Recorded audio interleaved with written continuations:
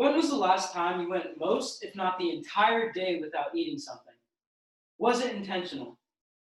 In this new age of abundance, there is a super diet as old as humanity itself. Today, I'm going to persuade you to do intermittent fasting. First, I'm going to talk about how it helps people with diabetes. Second, I'm going to talk about how it benefits exercise performance. And finally, how it helps fight cancer. Now, the realm of studying intermittent fasting is relatively new, and with a lot of people who agree with it and support intermittent fasting, there are going to be those who disagree and argue against it. And this makes me think about a quote from an article titled, "Is Intermittent Fasting Safe for Older Adults?" by Harvard Health Letter. In it, they said, intermittent fasting may also be harmful if you have diabetes and eat food at certain times or take medication that affects your blood sugar. Now, I can understand why someone might think if a person with diabetes is unable to eat for an extended period of time, this is going to be detrimental, especially since they're going to at times need to raise their blood sugar. However, there are new studies coming out that support the idea that intermittent fasting actually benefits people with diabetes. And this makes me think about a quote from Marino from Eastern Eye, where he said, "Fasting is massively effective in guarding against type 2 diabetes and even in reversing it." Now, this goes against the last quote because it supports the idea that intermittent fasting helps people with diabetes. And one of the ways in which it does this is it allows your cells to properly clean out the waste that accumulates over time as a result of the constant influx of new nutrients coming in. Now that I've told you how intermittent fasting benefits people with diabetes, helps people with diabetes, and allows cells to properly remove waste, I'm going to talk about how it benefits exercise performance.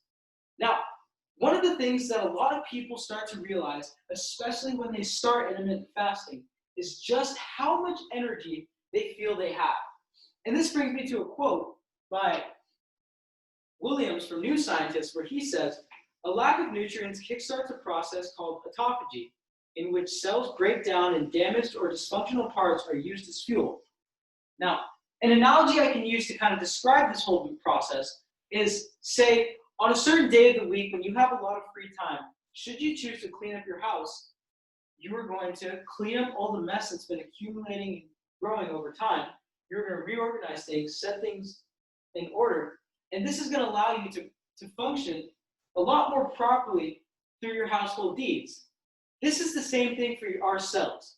You see, when we stop intaking nutrients for an extended period of time, this gives our cells the ability to actually reorganize and restructure and get rid of a lot of waste that's been accumulating, which helps them in their productivity and their overall function. Another reason why people love intermittent fasting is the external benefits, particularly fat loss and strength. This brings me to a quote by Harvey and Yu from Primary Care Reports, where they said, "Intermittent fasting results in fat loss and maintains muscle mass and strength." Now, on a molecular level, what happens when you fast is your cells are in a caloric deficit. So what they're going to do is they're going to target your glycogen stores, which are your fat. Essentially, your cells are going to be burning fat simply to function and survive. In addition, your body is going to want to maintain your muscle mass and strength because it's going to believe that you need these things in order to function, to move, and to just survive.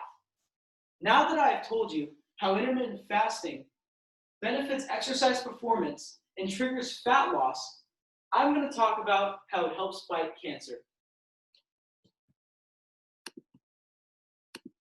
Catherine, can you enable share screen?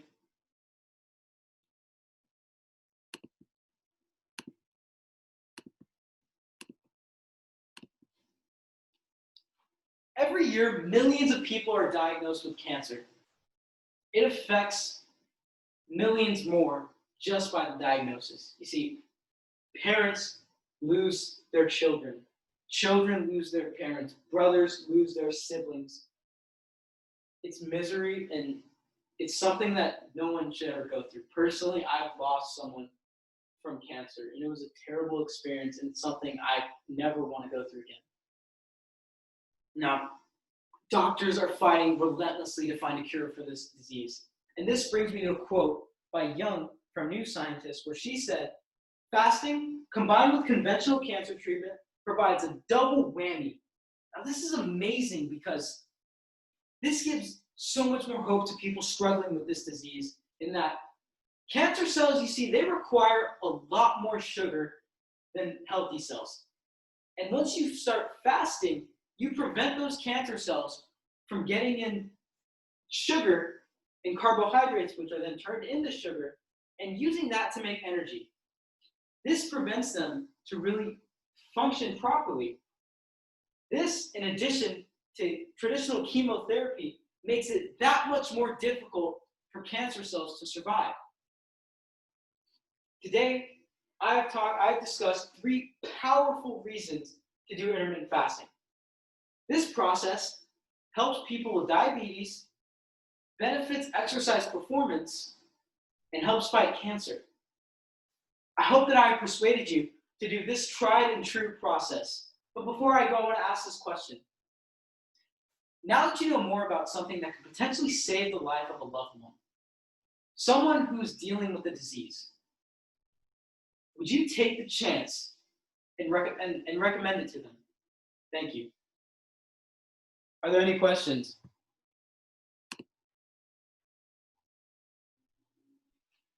How highly would you recommend doing this fasting? Oh, I love it. Yeah, I would recommend it in a heartbeat. It's such a great thing for you. It's amazing. And you asked how much would I recommend to do fasting? Yeah, it's a great thing. I'd love it. Recommend it. Any other questions? What's your advice for a person who's doing this for the first time? You asked what my advice is for someone who's doing this the first time. I would honestly advise doing your research and just knowing it's going to be hard when you go into it. But just constantly think about the benefits of it. You will notice them in a short period of time, and you will really reap a lot of benefits from doing this. Just do your research, find out how you should break your fast, the details behind it, and you'll be fine. Are there any other questions? What are the best foods to eat during the fasting? You asked what the best foods are to eat during the fast. So a big part of it, a lot of the things that people miss is you need to break your fast with something that is a low glycemic index. So such as eggs, spinach, things of that nature. But generally, just if you continue to eat the same healthy diet throughout the day, you are going to double your fat loss and the health benefits that come with it. Just maintain a steady diet, eat the right things, and you'll be fine. Any other questions? Jonathan. So during your fast, do you eat like 3 meals a day? Like from the span from like 12 to 8? You asked if I eat 3 meals a day. Yeah. Honestly, I don't really plan out how many meals I eat a day. I just try and fit a certain amount of calories in the day. So I have a lot of things going on. So usually around from the hours 6 to 8, my last 2 hours of the eating window, I am cramming in as much food as I can.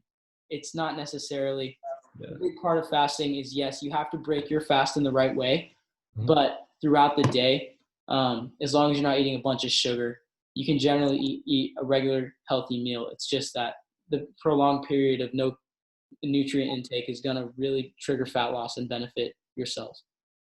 Cool. Matthew. I'm curious in regards to how you count your calories. Do you count your carbs with that, since you're trying to lower that carb count? Like how many grams of carbs do you try to aim for?